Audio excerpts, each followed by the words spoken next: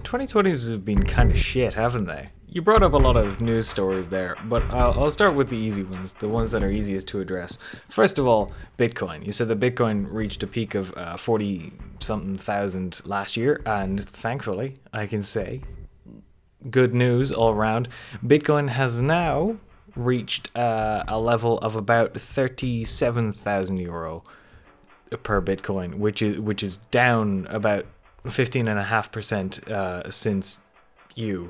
So yay. However, what you don't realize is that you're about to witness just some really weird, fucked up shit in the crypto sector. I don't want to call it an industry because that legitimizes it, but like NFTs, that's something you've heard about vaguely in the past, but over the next coming year, you will become, unfortunately, very, very knowledgeable about them. And I won't go into detail. I don't want this to be a video about fucking NFTs because there's already been a 2-hour long video that goes into such fantastic detail about this, and I can't rehash it. So basically, NFTs kind of become a big thing over the next year, and they're mainly a scam, and also the crypto and the blockchain is a combination of buzzwords and also technology, which is so wildly inefficient with energy that one transaction of Bitcoin uses the same amount of energy it would take to drive from here to Riyadh,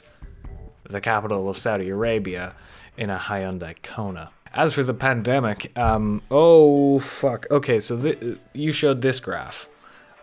Cool. That's a swell graph you got right there. A year from now, that graph looks like this.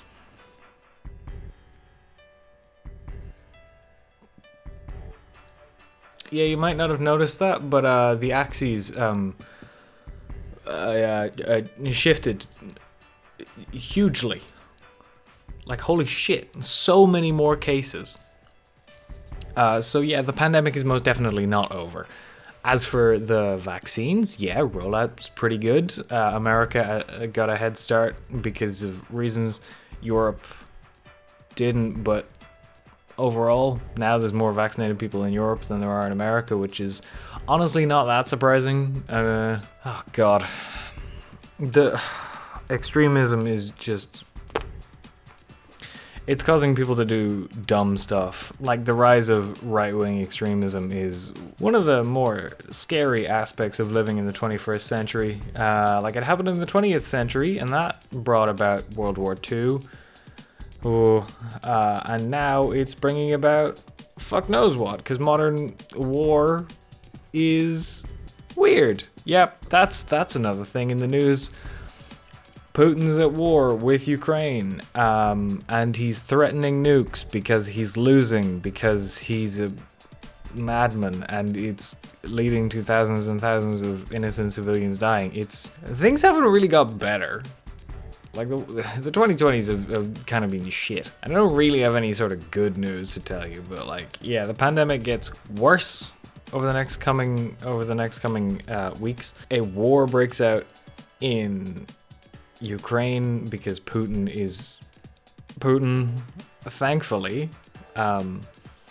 Emmanuel Macron won the French presidential election again, so Marine Le Pen lost again, so that's good. So the rise of right-wing nationalism in Europe is it exists. The fact that Marine Le Pen was even a candidate is a bad sign, but yeah, at least she's not president. Taking a look at the headlines today, though, they're mostly about, I don't know, fucking Roe v. Wade being overturned, maybe, probably, in America. And that's probably a bad thing.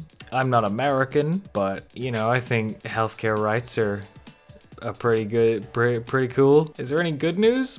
No, not really. Kind of the only lighthearted thing in the news at the moment is Johnny Depp in his lawsuit against his ex-wife Amber Heard. Quite a few entertaining clips coming from that. That's about it. Netflix shareholders sued Netflix because of reasons. Because technically, shareholders are legally protected if the company that they are invested in does not do things in the interest of the shareholders. It's a very weird...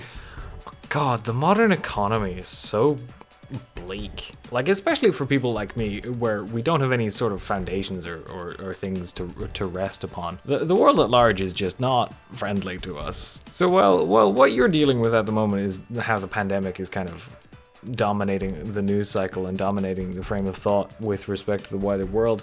For me, the wider world seems bad regardless of whether or not there's a deadly disease going around infecting everyone. So I mean, it's just like, cool, I don't have coronavirus, but I also don't have a viable house plan.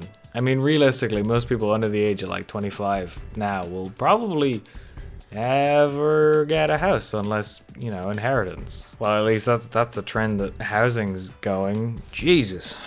I'm gonna shut up before I make us more depressed. I'll see you tomorrow.